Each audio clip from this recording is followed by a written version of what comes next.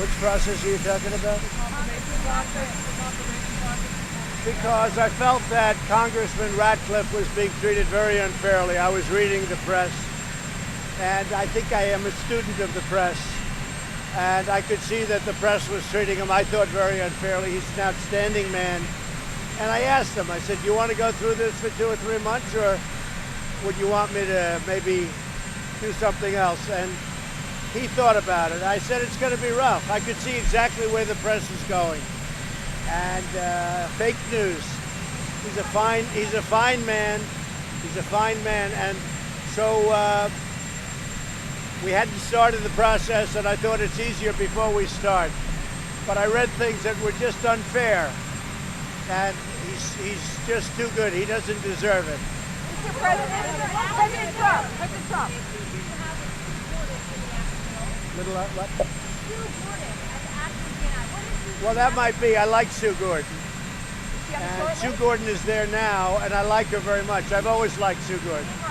It could be. Yeah, it could be. We'll make another choice, and Sue will be, she's there now, and certainly she will be considered for the acting, and that could happen. We'll probably be talking about it either later today or next week.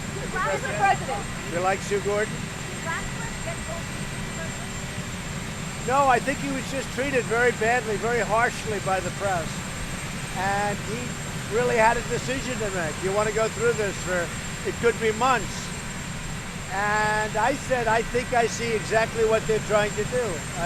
Nobody understands the press, but I think I understand them as well as anybody. And I didn't think it was fair. President Trump.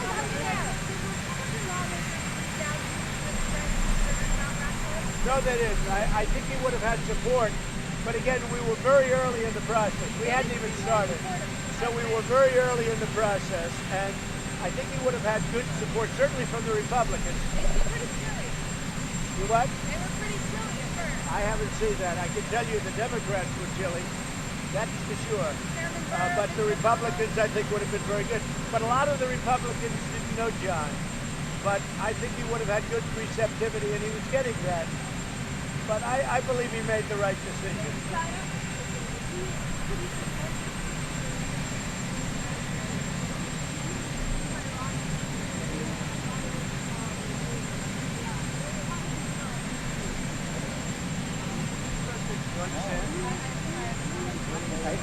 Mr. President.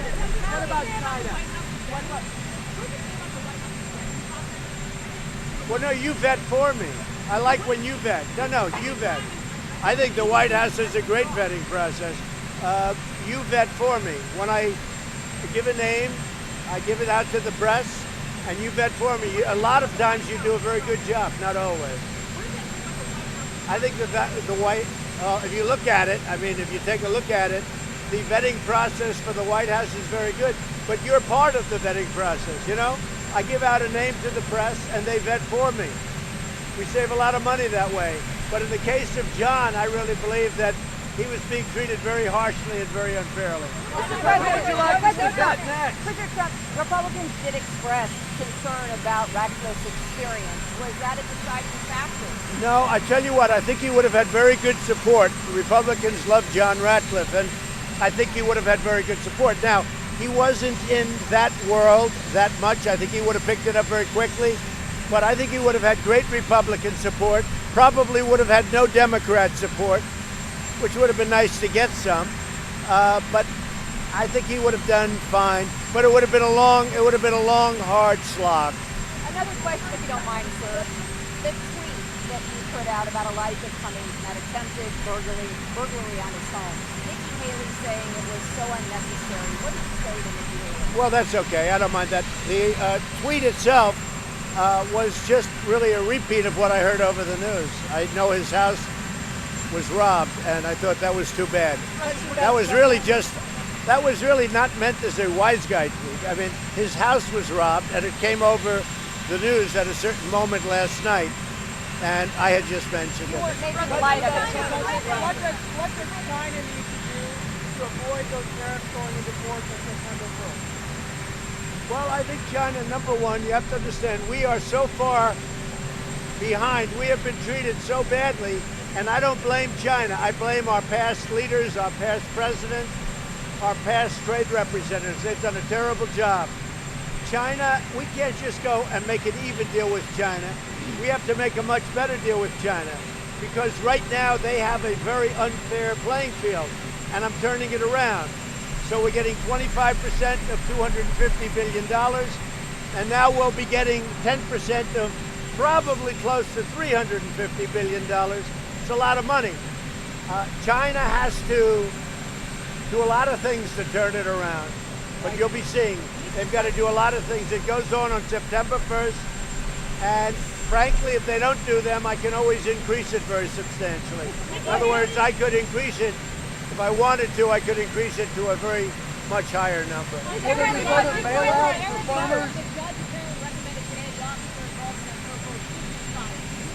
Well, it's in a process right now. I know the case very well. It's a very sad situation.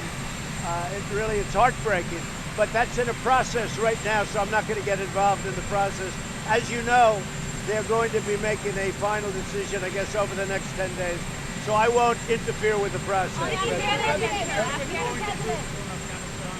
troops are withdrawing from Afghanistan? Say it? How many troops are you withdrawing from Afghanistan? Well, we've been moving it down. We've been moving it down from Syria. We defeated the ISIS caliphate, and we have now 100% of that. We have 2,500 prisoners, and Europe is going to have to take them, or somebody's going to have to take them. But we have 2,500 ISIS prisoners, and we've told Europe, hey, some come from France, some come from Germany, but they're going to have to take them. So we'll see what happens. But we've pretty much reduced, we've taken it way down in Syria. Ultimately, it'll be down to a very few people, if any. With respect to Afghanistan, we've made a lot of progress. We're talking, but we've also made a lot of progress. We're reducing it. We've been there for 19 years. We're really serving as policemen. We could win Afghanistan in 2 days or 3 days or 4 days if we wanted, but I'm not looking to kill 10 million people. What about it? We could win that war very easily. I could win that war in a week if I wanted to, but I'm not looking to kill 10 million people, okay? Many of them would be innocent people. I'm not looking to do, and I'm not talking nuclear, by the way. I'm talking totally conventional, but I'm not looking to kill millions of people in Afghanistan. That I can't tell you. I mean, we'll find out. Mr. President, Republican Congressman Will Hurd announced he's not running for re-election. He's the eighth Republican to say that. He's been critical of you and your speech about the squad. What's your reaction to his not going to run? Well, I hear he's done a good job. I don't know Congressman Hurd, but I've heard he's done a good job. We differ on certain subjects, but I've heard he's actually done a good job. It's too bad he's leaving, but really don't know him. Mr. President, who else is on your short list to replace Coke? So I do have a short list. I have a list of a few people. We're looking at very well-known people, people where the vetting would go very easily because that's what they've been doing. They're in the intelligence world. So we do. I have a list of 3 people that I'm going to be working on over the weekend. We're going to Bedminster. I'll be working on that over the weekend, and probably on Monday I'll give you an answer. And I do like Sue Gordon very much as acting, as per your. Who are the other 2, Mr. President? Who would you like to debate, Mr. President? Say it again. Who would you like to debate? You said you were light on. Well, I think we have a lot of good people. We have 3 people specifically. I mean, I could tell you. Yes, tell us the names, please. I could tell you. They're right here. Who are they? Right there. Hand me that list. But it's too early. Do you want a piece of the list? I have the list. Go ahead. As far as peace negotiations with the Taliban, can the Taliban trust you trust? Well, I don't want to say if they can be trusted or not. Look, history, I would say, is not so good, but they don't like us much either. But we've brought them down. We've brought the number of soldiers down very substantially. They're coming down. We are talking to them. We have a lot of advantages making a deal with us. We're doing very well, as you know, with Pakistan. I met a gentleman who I liked a lot, as you know, last week from Pakistan. I have a lot of respect for.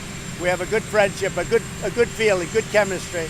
And I think Pakistan will help us, and I think others will get involved. But we've been there 19 years. We're not really, let's put it this way, we're more policemen than anything else. And that's not for our soldiers. And I've said it a lot. We could win the war in we could win the war if you look at it, and you could look at it any way you want. We could win the war in Afghanistan in less than a week. But I'm not looking to kill 10 million people. And I'm not talking nuclear. I'm not talking nuclear. But would win that war in less than a week. And I have that as an option, always. But that's what we're not looking to do. How do you avoid a nuclear arms race now that you've decided to withdraw from So with Russia, we have been speaking to Russia about that, about a pact for nuclear, so that they get rid of some, we get rid of some. Would probably have to put China in there, but right now we're number one, Russia's number two, and China's number three, but China's quite a bit down in terms of nuclear. China's much lower, but we would certainly want to include China at some point. But I would think that the relationship is good. We're trying to have a good relationship. It's very hard in light of the phony witch hunt, which is now dead. But I will say this, with Russia, if we could get a pact where they reduce and we reduce nuclear, that would be a great thing for the world. And I do believe that'll happen. We have discussed it. I've also discussed it with China. I've discussed it with President Putin. I've also discussed it with China. And I will tell you, China was very, very excited about talking about it, and so is Russia. So I think we'll have a deal at some point, but the particular pact you're talking about that expired as of today, they weren't living up to their commitment, and I said if they're not going to live up to their commitment, then we always have to be in the lead. You know, I've redone our nuclear. We have new nuclear coming. I hate to tell that to people. I hate to say it because it's devastating, but we've always got to be in the lead. Hopefully, and hope to God you never have to use it.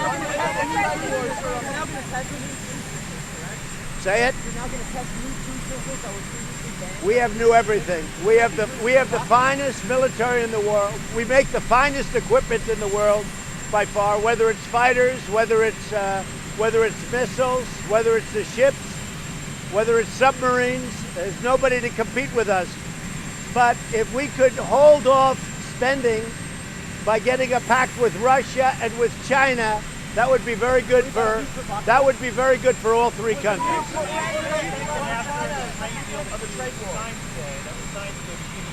You're talking about the trade with on beef?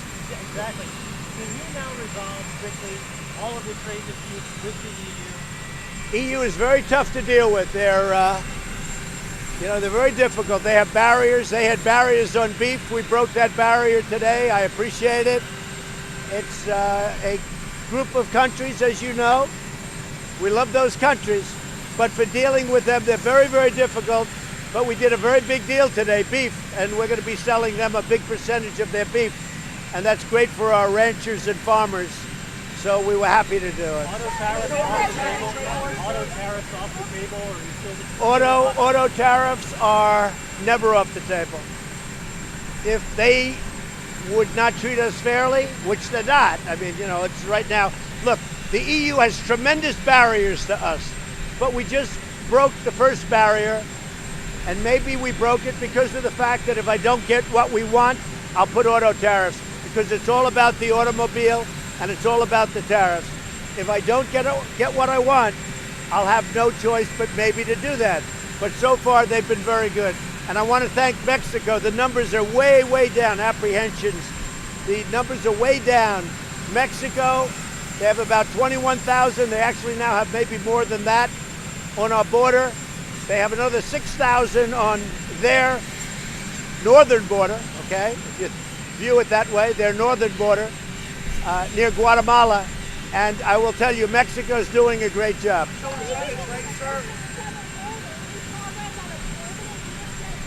Well, I would love to see, before we talk about Secretary, I will tell you, I would love to see the Democrats sit down and work out the loopholes in 20 minutes, because that's what it would take, and work out asylum.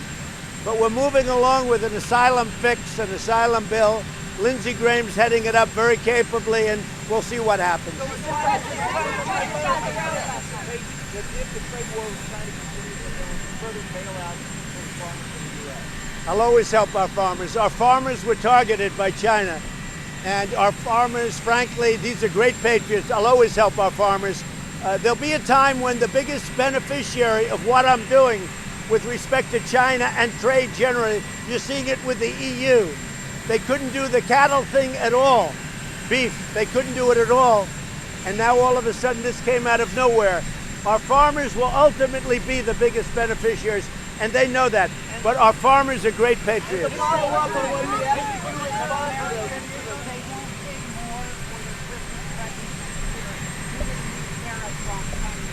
No, what happens is China devalues their currency, and China also is pouring money out, and that will pay for the tariffs. It's a total misnomer. Now, I don't say that with all countries, but with China, they're very highly sophisticated, but so are we, more than anybody would understand. All you have to do is ask China. All you have to do is ask China. But let me just explain. So China is devaluing their currency, and they're also pouring money in. Their currency is going to hell, but they're also pouring money in, and that will totally pay for the tariffs. The tariffs are not being paid for by our people. It's being paid for by China because of devaluation and because they're pumping money in. Thank you. Thank you, everybody.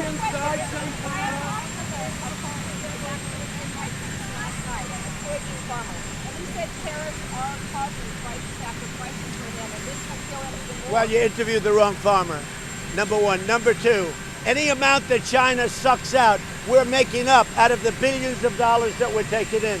Remember this, our country is taking in billions and billions of dollars from China. We never took in 10 cents from China.